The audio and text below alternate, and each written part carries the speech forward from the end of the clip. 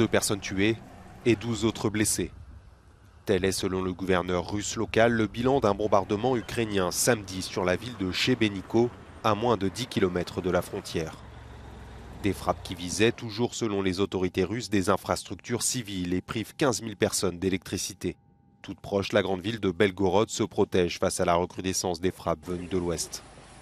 600 km au sud, à Kherson, en Ukraine occupée et annexée, les évacuations de civils se poursuivent. Les autorités pro-russes appellent à évacuer immédiatement la capitale régionale face à la contre-offensive des forces de Kiev.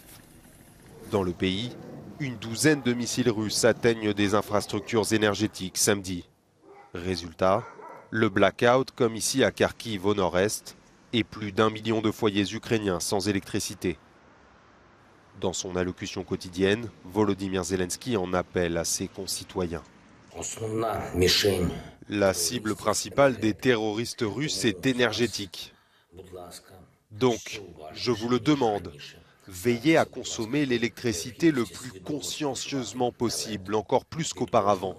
La stabilité de notre industrie énergétique en dépend dans chaque ville, chaque district d'Ukraine. Selon son commandement, l'armée continue de repousser les forces russes dans la région de Kherson.